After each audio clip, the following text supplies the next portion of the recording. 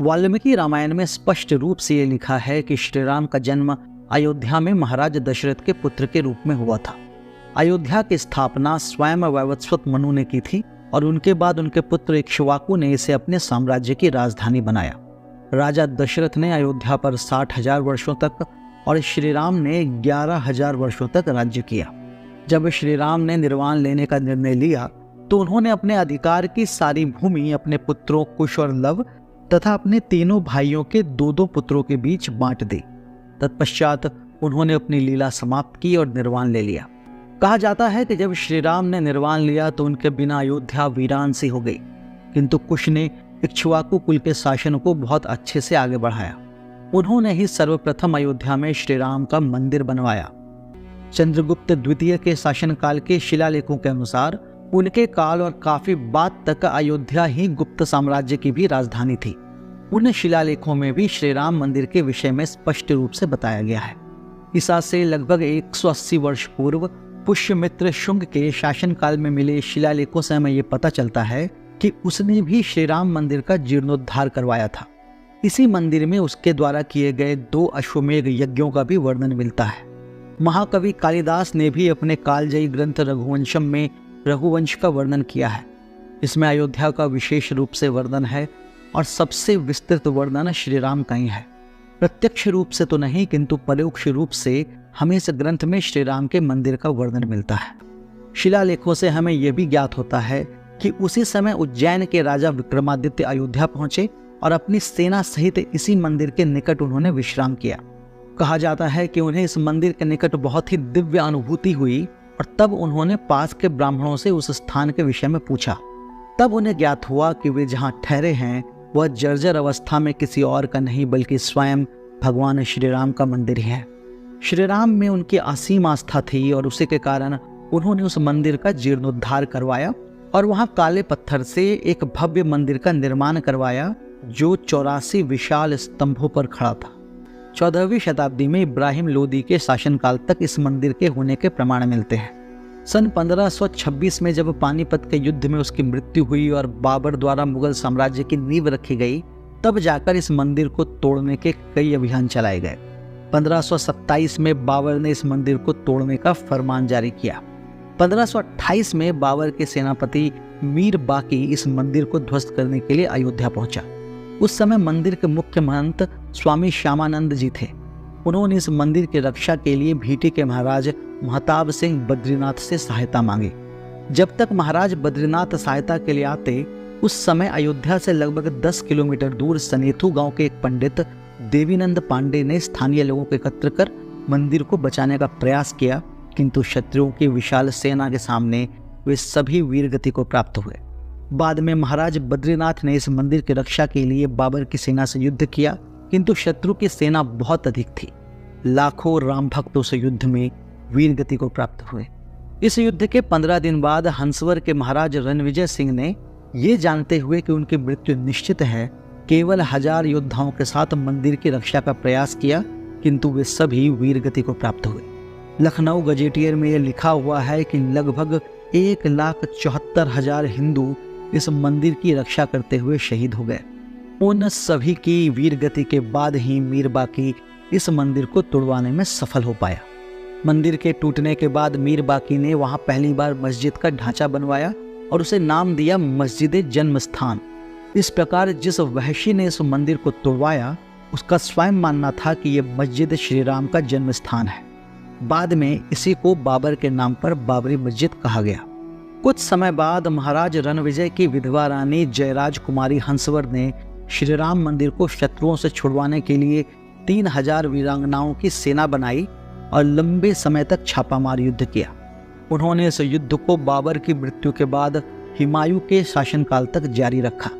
उसी काल में स्वामी महेश्वरानंद ने सन्यासियों की एक सेना बनाई और रानी जयराज कुमार हंसवर का युद्ध में साथ दिया।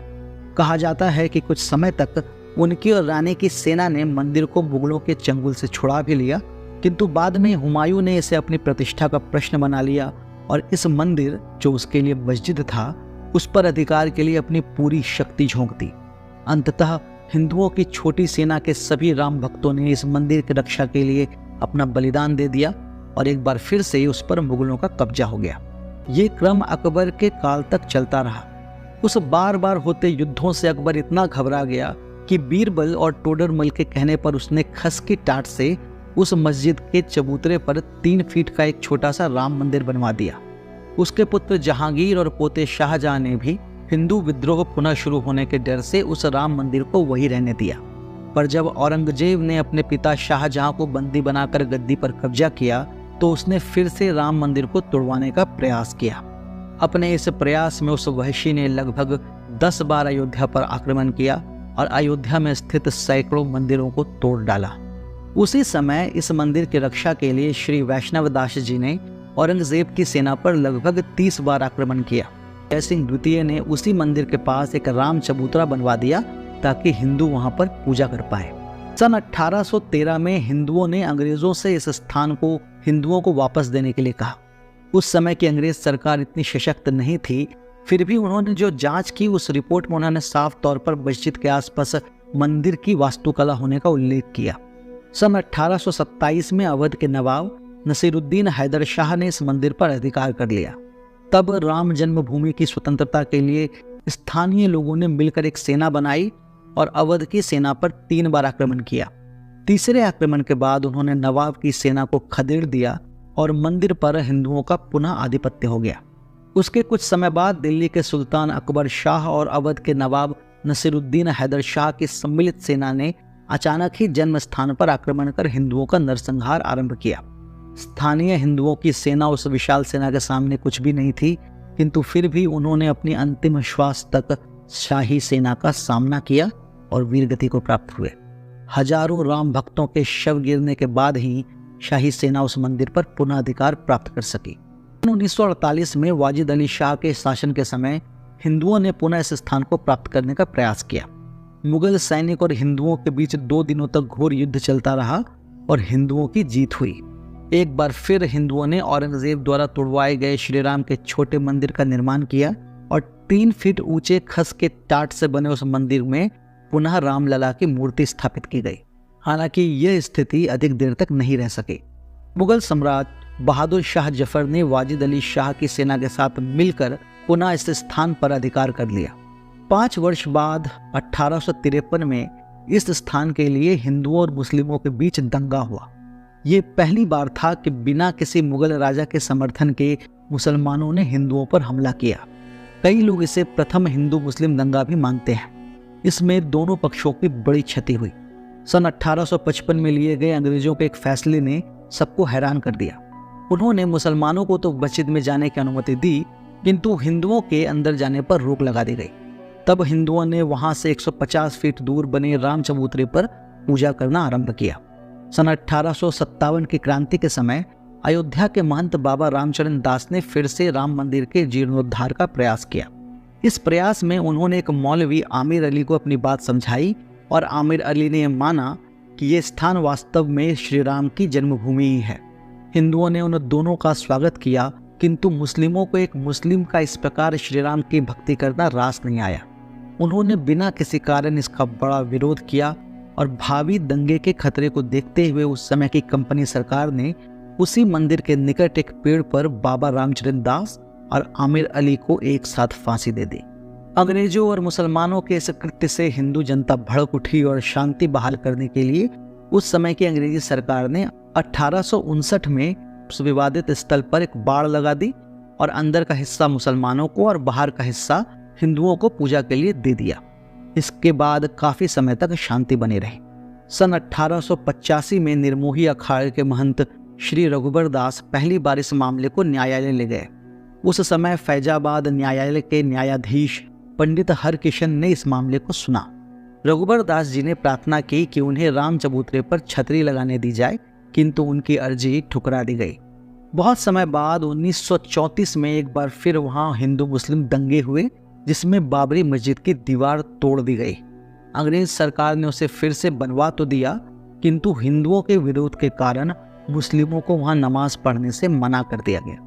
1947 में जब हमें आज़ादी मिली तो लोगों को लगा कि अब यहाँ मंदिर बन ही जाएगा, किंतु ऐसा नहीं हुआ। तत्कालीन कांग्रेस सरकार की कार्यसूची में दूर दूर तक कहीं भी राम मंदिर नहीं था। सरकार ने मस्जिद के मुख्य द्वार पर ताला लगवा दिया और हिंदुओं को एक अन्य द्वार से प्रवेश करने की अनुमति मिली। सन 1949 में अचानक एक दिन मंदिर के अंदर से घंटी की आवाज आने लगी और पता चला कि मस्जिद के अंदर श्री राम की एक मूर्ति प्रकट हुई है। मुस्लिमों ने यह आरोप लगाया कि वो मूर्तियां हिंदुओं ने ही रखी है। हिंदू और मुस्लिम दोनों उस स्थान पर एकत्र होने लगे और विवाद इतना बढ़ा कि तत्कालीन प्रधानमंत्री जवाहरलाल नेहरू तक ये बात पहुंच गई। जवाहरलाल नेहरू ने मुस्लिमों का पक्ष लेते हुए अयोध्या के जिलाधीश के नायर से कहा कि वहां से श्री राम की मूर्तियां हटा दी जाए, किंतु नायर ने ऐसा करने से साफ मना कर दिया। 27 दिसंबर 1949 को जवाहरलाल नेहरू ने पुनः पत्र भेजकर के नायर को श्री राम की मूर्तियां वहां से हटाने को कहा। इस पर के नायर ने अपना इस्तीफा दे दिया और कहा कि श्री राम की मूर्तियां हटाने के स्थान पर वहां एक जालीनुमा दरवाजा लगा दिया जाए। नेहरू जी को यह बात पसंद आई और उन्होंने ऐसा ही किया। सन 1950 में हिंदू महासभा के अधिवक्ता गोपाल विशारद ने फैजाबाद जिला न्यायालय में एक अर्जी डाली कि उस स्थान पर हिंदुओं को पूजा करने की अनुमति दी जाए। इस पर न्यायालय ने दरवाजे के बाहर से ही हिंदुओं को पूजा करने की स्वीकृति दी, किंतु मंदिर के अंदर केवल पुजारी को ही जाने का अधिकार दिया। 1984 में संघ, विश्व हिंदू परिषद और बीजेपी मंदिर के उद्धार के लिए एक समिति का गठन करते हैं और सीतामढ़ी से अयोध्या तक की रथ यात्रा निकालने का निर्णय लेते हैं। किंतु उसी समय अचानक तत्कालीन प्रधानमंत्री इंदिरा गांधी की हत्या हो गई, जिससे ये यात्रा रुक गई। 1986 में जब शाह बानो ने अपने पति से गुजारा भत्ता लेने वाला केस जीता, तब तत्कालीन प्रधानमंत्री राजीव गांधी ने मुस्लिमों को खुश करने के लिए संसद में प्रस्ताव लाकर न्यायालय के फैसले को पलट दिया। इससे हिंदुओं में असंतोष फैला और तब हिंदुओं के संतोष के लिए सरकार ने इस मस्जिद का ताला खुलवाकर हिंदुओं को वहां पूजा अर्चना करने की स्वीकृति दे दी। उनके इस फैसले से अब मुस्लिम भड़क गए और 6 फरवरी 1986 को उन्होंने बाबरी मस्जिद संघर्ष समिति का गठन किया। 1989 में संघ के नेतृत्व में विवादित स्थल के निकट ही श्री राम मंदिर की नींव रखी गई। उसी साल इलाहाबाद उच्च न्यायालय ने आदेश दिया कि विवादित स्थल के मुख्य द्वारों को खोल दिया जाए और इसे सदा के लिए हिंदुओं को दे देना चाहिए। 1990 में संघ और विश्व हिंदू परिषद के नेतृत्व में लाल कृष्ण आडवाणी ने सोमनाथ से अयोध्या तक 10,000 किलोमीटर की एक रथ यात्रा निकाली। इसी दौरान बिहार के तत्कालीन मुख्यमंत्री लालू यादव के आदेश पर समस्तीपुर में लाल कृष्ण आडवाणी को गिरफ्तार कर लिया गया। आडवाणी जी की गिरफ्तारी के बाद भी जिस दिन रथ अयोध्या पहुंचने वाला था, 30 अक्टूबर 1990 के दिन हजारों की संख्या में राम भक्तों ने पुलिस के रोकने के बाद भी अयोध्या में प्रवेश किया और बाबरी मस्जिद पर हिंदू ध्वज फहरा दिया।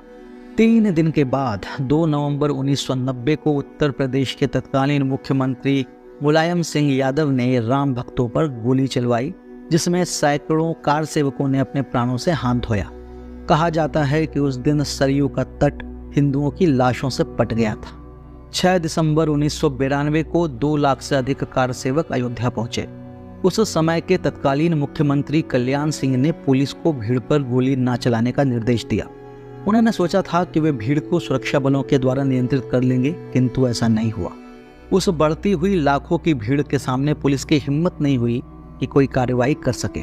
6 दिसंबर 1992 को दोपहर 1:55 पर बाबरी मस्जिद का पहला गुंबद गिरा दिया गया और फिर 1.5 घंटों में दोपहर 3:30 को दूसरा गुंबद गिरा दिया गया। शाम 5 बजे तक तीसरा गुंबद और पूरा ढांचा गिरा दिया गया। इसकी जिम्मेदारी लेते हुए मुख्यमंत्री कल्याण सिंह ने इस्तीफा दे दिया और उसी शाम 7 बजे तक उत्तर प्रदेश में राष्ट्रपति शासन लगा दिया गया। इसके बाद पूरे देश में हिंदू मुस्लिम दंगा फैल गया। अयोध्या में 1000 से अधिक लोगों ने अपनी जानें गंवाई। मेरे अपने शहर भागलपुर में गंगा नदी का तट लाशों से पट गया था। इस घटना के 10 दिनों के बाद इसकी जांच के लिए लिब्रहान आयोग का गठन किया गया, जिन्हें इनकी जांच की रिपोर्ट को सौंपने के लिए 3 महीने का समय दिया गया। हास्यप्रद बात यह है कि इस आयोग को जांच पूरी करने में 3 महीने नहीं बल्कि 17 वर्षों का समय लग गया। 2003 में भारतीय पुरातत्व सर्वेक्षण ने अपनी एक विस्तृत रिपोर्ट में यह बात स्पष्ट रूप से लिखी कि जहां पर विवादित ढांचा था उसे मंदिर को तोड़कर ही बनाया गया था। इस रिपोर्ट को भी लिब्रहान रिपोर्ट में शामिल किया गया और 30 जून 2009 को लिब्रहान आयोग ने 700 पृष्ठों की अपनी अंतिम रिपोर्ट तत्कालीन प्रधानमंत्री मनमोहन सिंह को सौंप दी। 2010 के अपने ऐतिहासिक फैसले में इलाहाबाद उच्च न्यायालय ने विवादित जमीन को राम जन्मभूमि घोषित किया।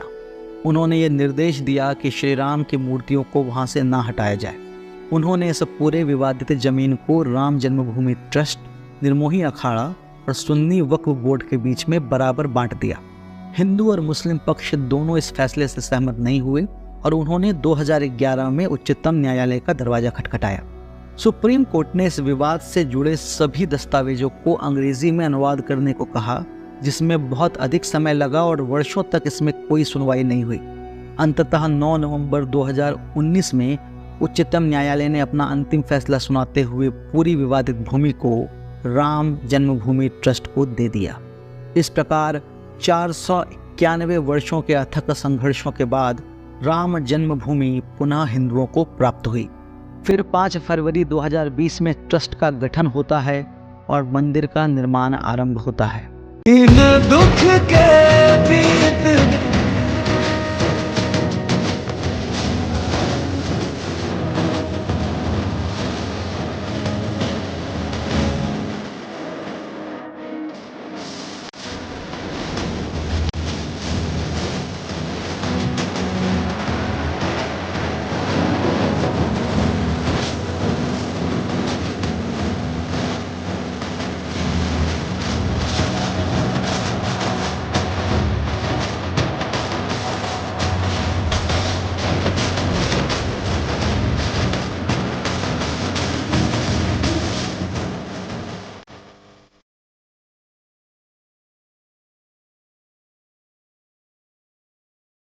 पहुंच करके कार सेवा करेंगे और मंदिर वहीं बनाएंगे, उसको कौन रोकेगा।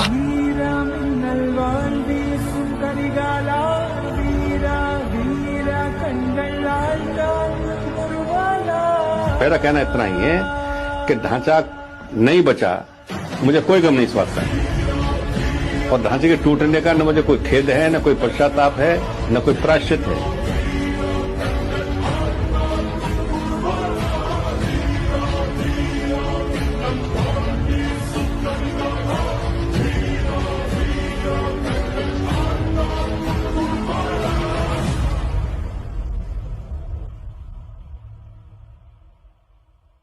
चढ़ मुगलों की छाती पर भगवा हमने लहराया है, कब्र से उठकर देख ले बाबर, मंदिर वही बनाया है, मंदिर वही बनाया है।